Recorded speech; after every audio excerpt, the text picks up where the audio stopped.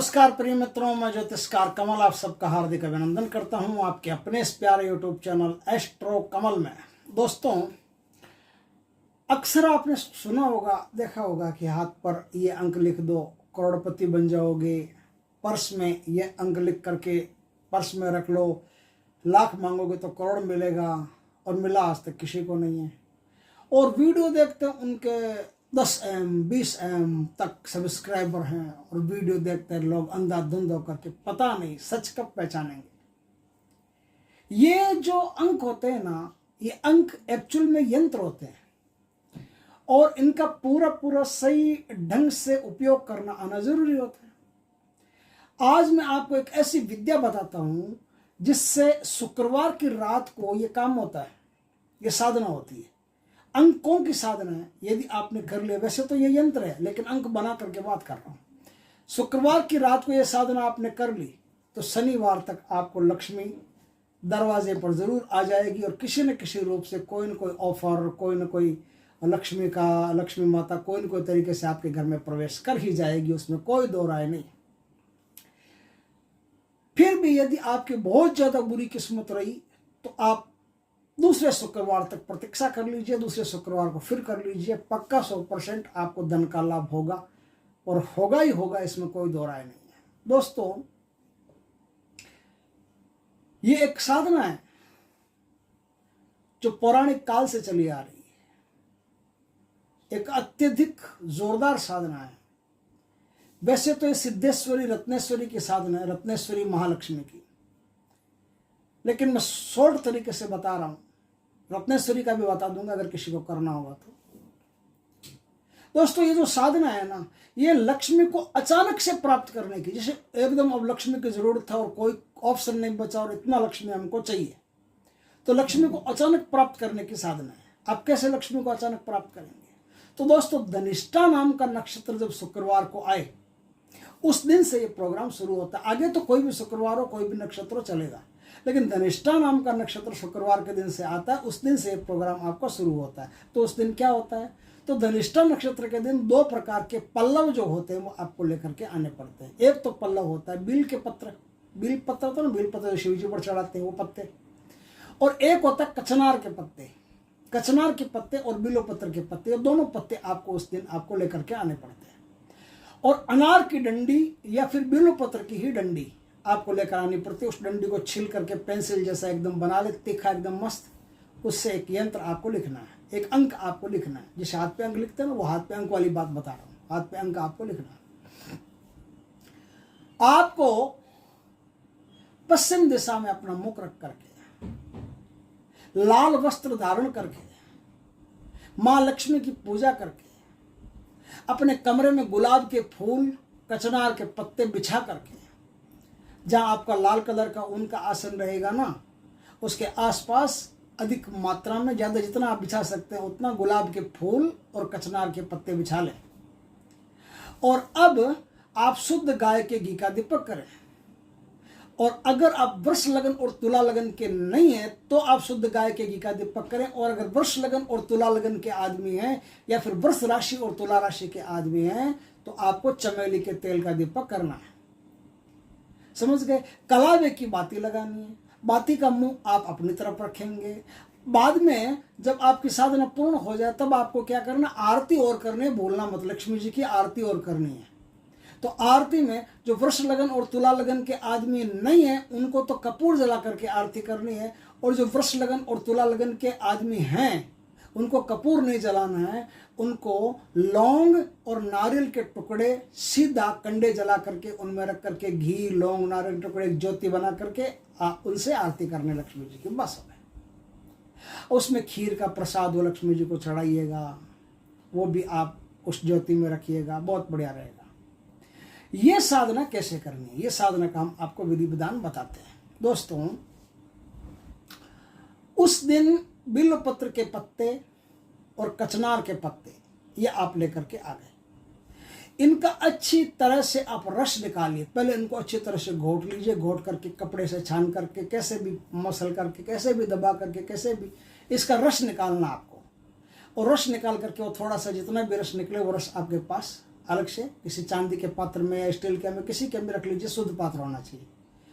और जो अनार की डंडी मैंने बताई, वो अनार की डंडी आप अपने पास रखिए, उस अनार की डंडी का भी उपयोग करना है। अब आपको, आपकी यदि धर्मपत्नी है तो सबसे बढ़िया है, उससे प्रेम है, बात होती है, मुलाकात होती है, यदि तलाक की नौबत नहीं आई है, यदि आपको छोड़ करके नहीं गई है, तब की बात है कि भाई धर्मपत्नी तो वही होती है जो हर धार्मिक कार्य में साथ दे, और पति अधार्मिक कार्य करे तो उसको रोक दे, उसे धर्मपत्नी कहते हैं।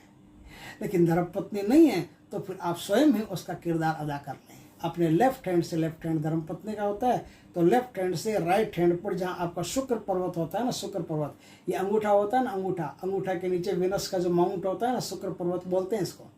इस शुक्र पर्वत पर आपको हिंदी में 4 बार 6 लिखने, 6, 4 बार हिंदी में 6 लिखने। अब कमल गट्टे की आपके पास माला होनी चाहिए, 4 बार 6 लिख लिए, थोड़ी देर सूखने दीजिए आराम से। अब कमल गट्टे की माला से आपको सिद्धेश्वरी, रत्नेश्वरी, महालक्ष्मी का मंत्र, लंबा मंत्र है, उस मंत्र की आपको पूरी रात जाप करना है, पूरी रात आपको जाप करना है। बढ़िया धूप कमरे में लगा कर रखिएगा, एकदम मस्त बना करके रखिएगा, ताकि जो आपकी साधना है देवता भी खुश हो। कोई सुरक्षा वगैरह की आवश्यकता इसमें होती नहीं है। तो आपको बैठ करके जाप करना है, जाप करना है सिद्धेश्वरी, रत्नेश्वरी, महालक्ष्मी का, महालक्ष्मी का जाप कीजिए कीजिए कीजिए। यदि आपको सिद्धेश्वरी, रत्नेश्वरी, महालक्ष्मी का मंत्र नहीं पता है तो आप वो मंत्र हमसे दीक्षित होकर के ले सकते हैं, और यदि पता है तो आप जप सकते हैं, कोई दिक्कत नहीं है। और अगर सिद्धेश्वरी, महालक्ष्मी का मंत्र आपको नहीं आता है तो आप कोई भी महालक्ष्मी का मंत्र ले सकते हैं, जो सिद्ध मंत्र हो, ऐसा कोई भी मंत्र आप ले सकते हैं और साधना कर सकते हैं। तो उससे भी आपका काम बराबर ही होगा, कोई दिक्कत वाली बात नहीं है। लेकिन रत्नेश्वरी का मंत्र लेना, तो रत्नेश्वरी के मंत्र के लिए, क्योंकि यहाँ लिखा नहीं जाता, बहुत लंबा मंत्र है, तो उसके लिए आप हमसे कांटेक्ट कर सकते हैं, हमारा नंबर है, दीक्षा लेकर के उस मंत्र की, और फिर उस मंत्र को जप सकते हैं आप। इस मंत्र का जाप आप लगातार किए गए, देखिए एक रात में आपने साधना की, ये साधना शुरू होती है रात आपकी 11 बजे से और खत्म होती है सुबह 4 बजे तक। ये जब तक प्रभावित नहीं होता है, सूर्य की किरणें या उजास हल्का हल्का नहीं दिखता है, या दिन होने वाला नहीं होता, तब तक इस साधना को आपको खींचना है। जैसे 4 बज गए, 4:30 बज गए, तब इस साधना को आप आरती करके पूर्णाहुति कर सकते हो, बस हो गई। उसके बाद में कोई कुंवारी कन्या हो, गाय हो, उनकी थोड़ी सेवा कीजिएगा, बढ़िया रहेगा। जितनी सेवा करेंगे उतना बढ़िया रहेगा। अगले शुक्रवार को फिर साधना करनी है। अगर इस शुक्रवार, शनिवार तक आपको अच्छा समाचार मिल गया तो ठीक, नहीं तो अगले शुक्रवार को फिर करनी है। ऐसा आप 5 शुक्रवार तक करते गए तो आपके घर में लक्ष्मी के अटूट भंडार भर जाएंगे। आपको पलट करके देखना नहीं पड़ेगा। यदि नौकरी नहीं है तो नौकरी मिल जाएगी, व्यापार नहीं है तो व्यापार हो जाएगा। और ये जो 6 नंबर बताए ना मैंने आपको, वो रस आप हमेशा अपने पास रखिए। उस रस से आपको हमेशा ही स्नान करने के बाद, इस मंत्र की एक माला जपने के बाद में, या फिर इस मंत्र का 21, 31 अपने चॉइस कर लो। मैं इतने मंत्र को जाप कर सकता हूँ, तो उतने मंत्र का जाप करने के बाद में 6 4 बार 6 का अंक अपने शुक्र पर्वत पर आप अपने हाथ से लिखे। यदि पत्नी लिखती है तो सबसे बढ़िया, सर्वोत्तम होता है। यदि पत्नी नहीं लिखना जानती है या नहीं लिखती है या मनमुटाव रहता है तो आप अपने हाथ से भी लिख सकते हैं, कोई दिक्कत नहीं है। तो 6 इस अंक को आप बार बार यहाँ लिखते गए, हर रोज लिखते गए, तो आपके हाथ में, आपके घर में समृद्धि के भंडार बढ़ जाएंगे। लक्ष्मी टूट टूट करके आना शुरू हो जाएगी, किसी चीज की कोई कमी नहीं रहेगी। देखते देखते आपका नाम धनवानों में गिना जाने लगेगा। कुछ दिनों में आप यदि गरीबी से तंग आ गए हैं, यदि नौकरी नहीं है, व्यवसाय नहीं है, तो सब काम आपके बढ़िया होना शुरू हो जाएंगे। माँ लक्ष्मी आपके घर में स्थिर वास करने लगेगी। दोस्तों, ये एक प्राचीन विद्या है, बहुत उच्च कोटि की विद्या है। जिसको भी जरूरत हो, सिद्धेश्वरी, रत्नेश्वरी, महालक्ष्मी की इस विद्या को अर्जित करके, इस प्रकार से करके अपने जीवन में धन संबंधी किसी भी चिंता को समाप्त कर सकता है। दोस्तों, हमारे गुरुदेव में कुशाल नाथ जी महाराज वो पाताल निवासिनी महालक्ष्मी की साधना करवा रहे हैं। यदि किसी भाई को साधना करने तो 27 अक्टूबर से लेकर के 20 अक्टूबर तक साधना चलेगी। 21 दिन की ये साधना है। अगर किसी को करना हो तो वो अपना नाम लिखवा सकता है और उसको अच्छी तरह से साधना करवाई जाएगी। अभी भी जो ग्रुप में उनको अच्छी तरह से पता है कि क्या क्या चीज़ें उनको समझाई जाती है। ऐसा आज तक किसी ने भी उनको नहीं समझाया, किसी को भी नहीं समझाया।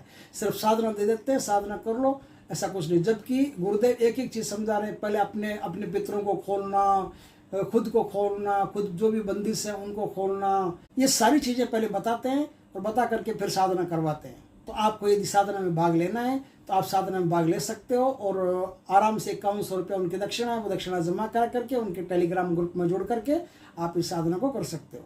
दोस्तों, इस प्रकार से सिद्धेश्वरी रत्नेश्वरी माई महालक्ष्मी की ये साधना जो मैंने आज आपको बताई है, ये बड़ी उच्च कोटि की साधना। इस साधना को आपने कर लिया तो आपको पलट करके देखना नहीं पड़ेगा, और इस साधना को करने के बाद में आपको धन के विषय में कोई भी चिंता कभी नहीं भोगनी पड़ेगी।